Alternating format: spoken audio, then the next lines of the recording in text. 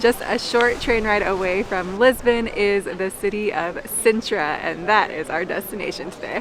Sintra is up here in the mountains, about 45 minutes away from the capital city, and there are a number of palaces and destinations and lots of things to see here. We got beautiful weather. We're starting at the Pena Palace.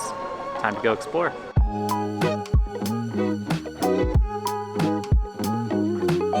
Already you can see the Moorish and Islamic influence here in all of the architecture. I'm so excited to explore some more.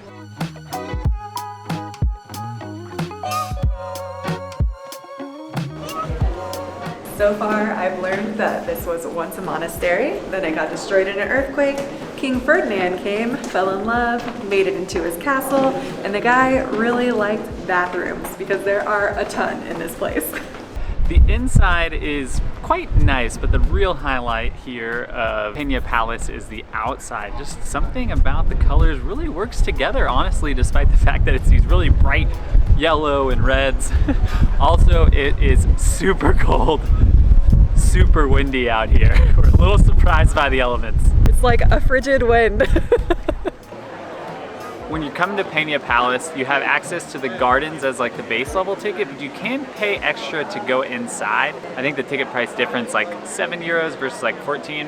Having gone inside, I think it's worth it. I don't think you have to go out of your way, so if you're on a tight budget, it's okay to skip that part. Definitely the outside is fantastic.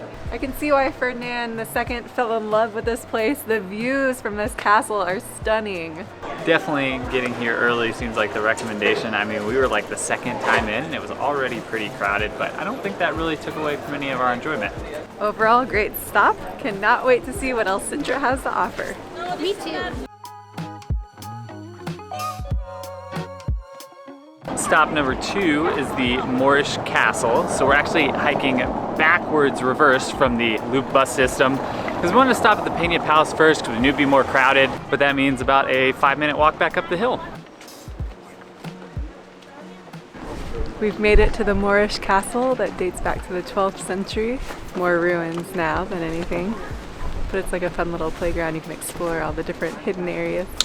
It's a pretty decent hike over here, so you definitely got to be prepared for the physicality, but it's not anything unachievable. I read online people compared it to like the Great Wall of China. I definitely get that vibe here. Made it to the top of the castle. Got some beautiful views.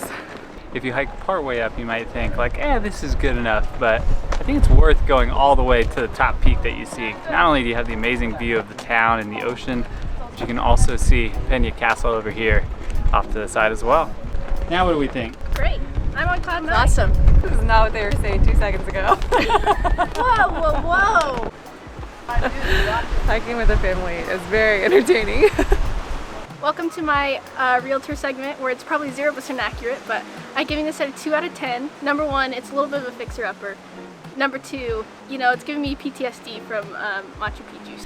With the short legs, I'm taking twice as many steps as everybody else and it's half my height, so I'm still going strong, just can't breathe. But otherwise, I would sell it for the views. Again, the Moorish castle is not on every must-do list. I would say, especially with its proximity to Pena Palace, that it's worth a quick, 30 minutes to an hour to venture over here and explore the area. I think now it might be lunchtime. Quick stop here for lunch. Got some tapas. It was very good here in the town center. Now on to the next stop.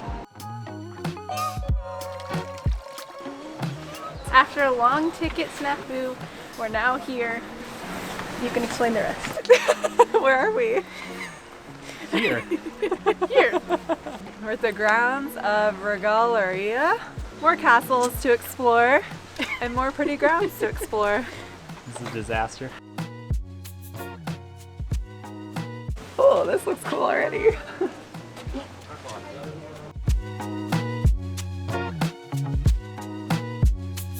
This is really awesome. You start at the top and work your way all the way down to the bottom, and it's a lot deeper than I was expecting.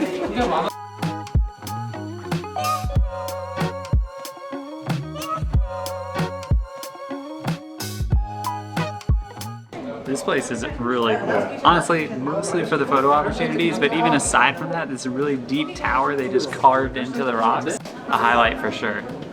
It was a quick way down. People were hot on our tail, but there were a lot of people stopping to take pictures.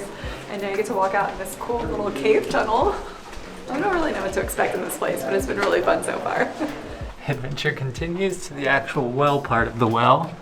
I was trying to figure out how it was functional because there were just stairs in the whole thing.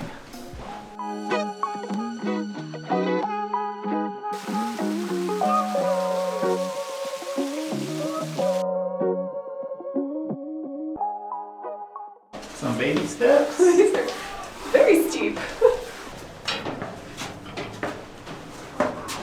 From this viewpoint, you can actually see both castles that we went to earlier today. We have the old Moorish one over my right shoulder, and then we have this other castle, the Pena Castle, over my left shoulder.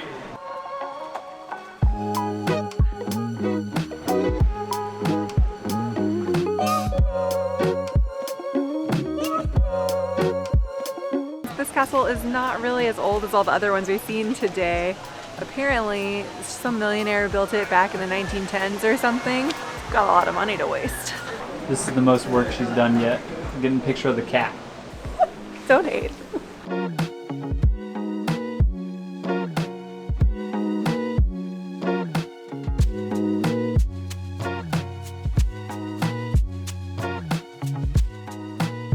Well, that was really awesome. It's like a little grotto, but it's like dark tunnels and you just weave in and out. It's like a cave dripping down. There's multiple paths. A little scary, but I made it through. Pretty much sunrise to sunset, we closed out the Sintra area, so now we are headed back to Lisbon. We had a really fun time today, so definitely recommend going to Sintra if you can to explore all of the different castles and palaces. Make sure to subscribe so you can follow along for the rest of our adventures here in Portugal.